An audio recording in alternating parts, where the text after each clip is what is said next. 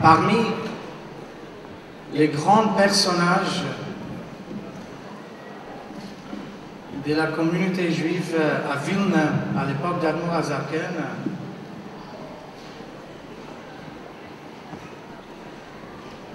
qui bien avant l'histoire du Tet Kislev est devenu un des grands chassidim d'Admor HaZaken, à tel point que, après la libération d'Admor HaZaken, le Mitnagdim de Vilna ont versé toute leur colère sur lui, et suite à une série de persécutions personnelles, il était obligé de s'enfuir de la ville.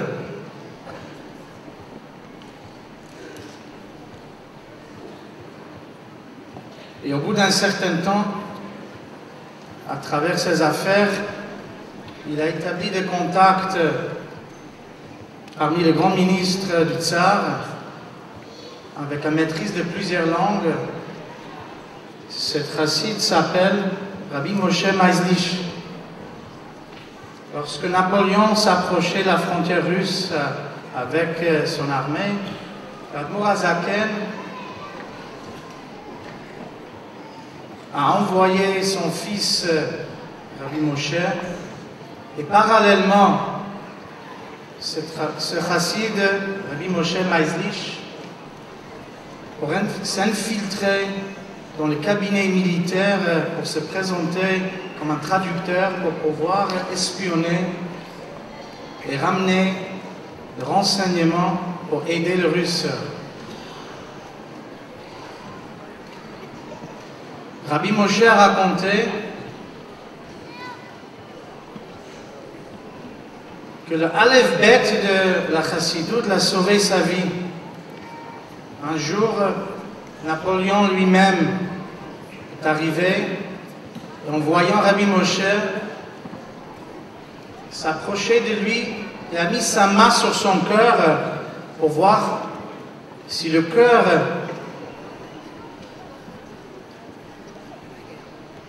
va changer la manière comment il bat, s'il était vraiment un espion. Et Rabbi Moshe restait calme. Il a expliqué que le rabbi, l'Admor HaZaken, a enseigné le principe de Moach Shalit al Alev, que l'intellect, que chacun a la possibilité d'utiliser son intellect, contrôle et domine les sentiments, les émotions.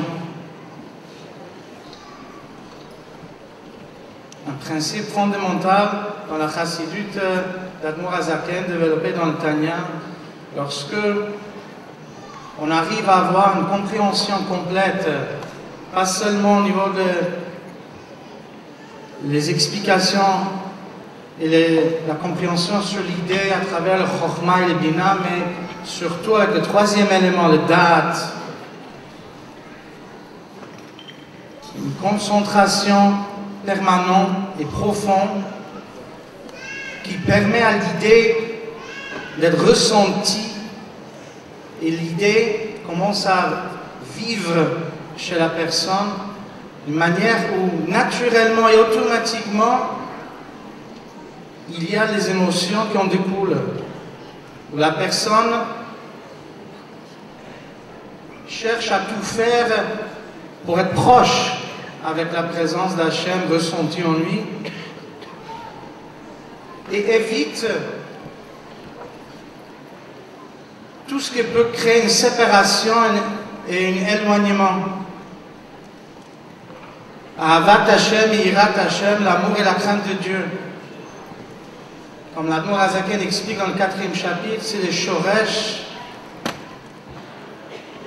c'est à la base de toute pratique, de toutes les mitzvot positives, mitzvot négatives, puisque le mitzvot, Hachem nous a donné pour pouvoir s'approcher de lui, et les mitzvot négatives, c'est pour éviter une séparation avec lui.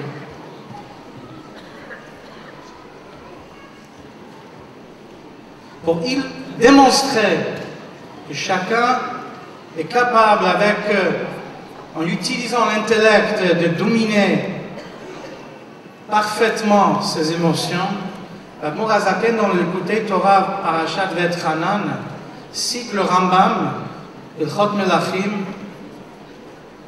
où le Rambam explique la mitzvah aux militaires avant d'entreprendre une guerre. La Torah dit Yerach levavchem ve'al tirou, n'ayez pas peur. Et l'Admour HaZaken dit Vekacher ech yasu shelo yifchadu. Comment faire de ne pas avoir peur? C'est un sentiment, c'est un instinct d'avoir peur lorsqu'il y a un ennemi en face de nous. Et l'Admour HaZaken explique, justement, en utilisant son intellect, on peut contrôler, dominer, même un sentiment naturel et physique. Le roi Shaoul, Mishichmo le Malam Mikavoa Mikolam, qui est déjà à partir Mishichmo, les épaules, dépasser la tête, les aspects terre-à-terre chez Shaoul, dépasser la tête, la spiritualité des autres. Mais lorsqu'il était positionné sur une colline en face de l'ennemi, il a eu peur. Le jeune berger David, par contre, parce que Shiviti Hashem, le Negdi Tamid, David avait en lui la présence d'Hachem, Tamid, constamment. David a pu se mettre en face de Goliath. Ce trait de caractère de Malché Bet David, la royauté de David, nous le voyons à travers les histoires racontées sur l'Admour HaZaken, surtout pendant la période de son emprisonnement et la libération. Plus tard, chez les autres rabbéim, avec l'histoire de Yud Bet Tammuz, avec le rabbi Rayatz devant le communiste,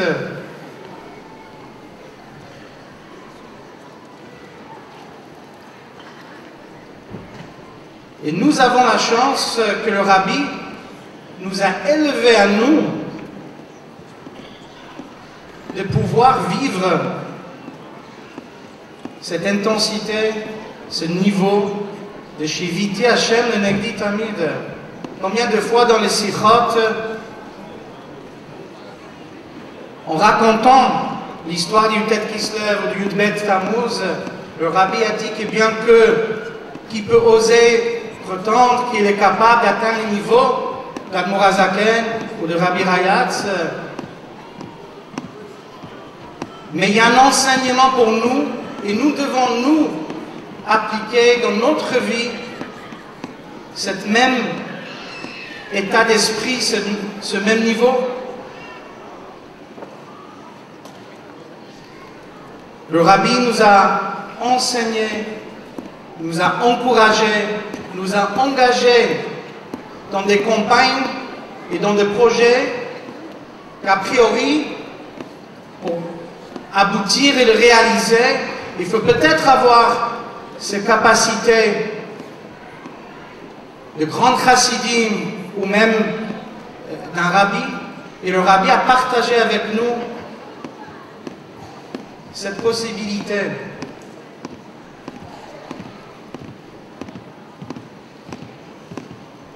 Le rabbi nous a donné, la chassidoute nous a donné l'intelligence et la force et le courage de surmonter tous les obstacles, des angoisses qui parfois sont justifiées. Mais avec cette force, nous pouvons le réaliser. Peut-être qu'il se lève Tafshin Membet en 1981. Le rabbi a beaucoup parlé sur l'éducation. Dans les années 80, c'était très courant, le rabbi parlait très souvent sur l'éducation, et le rôle des écoles n'est pas seulement pour enseigner un enseignement, mais pour éduquer les enfants. Et là, le rabbi a rajouté que pour éviter un conflit à l'intérieur des élèves entre l'éducation, l'enseignement qu'ils sont en train de recevoir à l'intérieur de l'école et les mauvaises influences qu'ils pourront recevoir lorsqu'ils rentrent chez eux, dans la rue, etc. C'est la responsabilité, c'est la direction de se préoccuper des élèves, pas seulement lorsqu'ils se trouvent à l'école, mais aussi lorsqu'ils ne sont pas à l'école.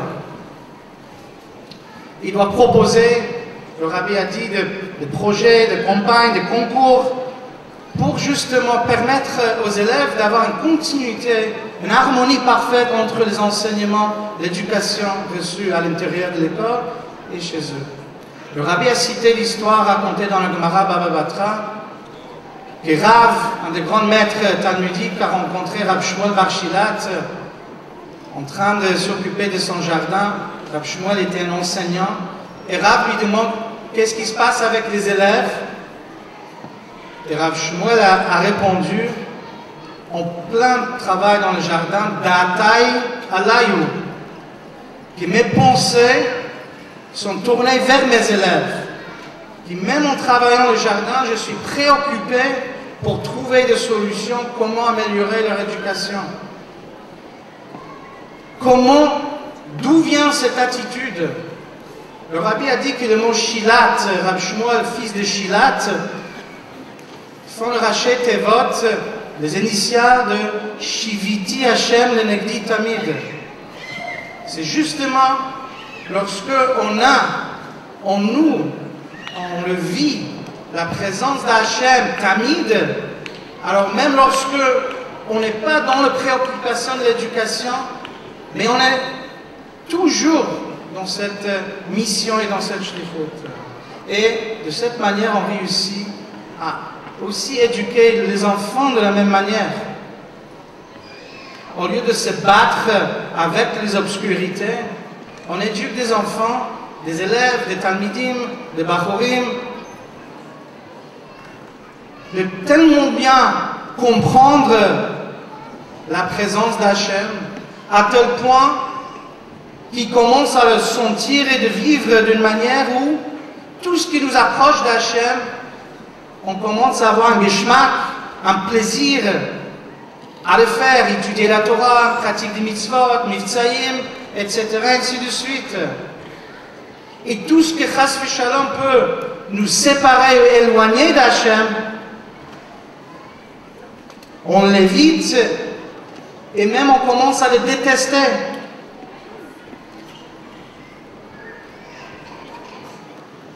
Erev Shavuot, Tavshir Lametet, veille de Shavuot 1979, j'avais 6 ans. J'ai assisté à un Farbrengen du Rabbi, où vers la fin du Farbrengen, le Rabbi a demandé à tous les enfants présents, les garçons et les filles, de passer devant lui, et il a donné à chacun et à chacune un sidour. Et j'ai eu le mérite, en ouvrant le sidour, on a trouvé une lettre du Rabbi signée par le Rabbi, collée dans chaque sidour. Et le Rabbi s'adresse au singulier. Il dit parmi les choses, Yehi Ratzon, shetargil et atzmecha, lehitbonen, que tu t'habitues à méditer sur le fait, l'ifnei miyata omed, que Hachem est toujours présent devant toi, d'une telle manière que tu vas avoir envie de rajouter dans l'étude avec chayut, avec simcha. Est-ce que vous pensez qu'un enfant de 6 ans est capable de méditer? שתרגיל את עצמך להתבונן, comme le Mashpim demandait ou insistait dans les yeshivot de Tomchei Tmimim, à un enfant de 6 ans ou les autres enfants présents, Yehi Ratzon shetargil et atzmecha להתבונן. Et voilà ce que le Rabbi nous a montré le chemin, il nous a enseigné que justement pour briser les dernières obscurités avant la venue de Mashiach et surtout pour nous préparer pour cette lumière de la venue de Mashiach, nous devons, nous tous, se placer comme le Rabbi nous a placés à ce niveau-là. Et pour conclure, le 19 mars, à Toulouse, on a vécu un moment d'obscurité. Mais le 19 mars l'année dernière correspondait au Chaf Adar, le 25 Adar, qui est l'anniversaire de la rabbinite. Et le jour même, dans le nouveau Tilim, Kuf Yudbet 112, dans le psaume, on a lu Zarach Bachoshech, or, qui Hachem a fait briller dans l'obscurité une lumière. Mes chers amis, Ashreinu Matov Chalkeinu, nous avons eu le mérite d'avoir cette lumière, pas seulement en sauvant nos enfants,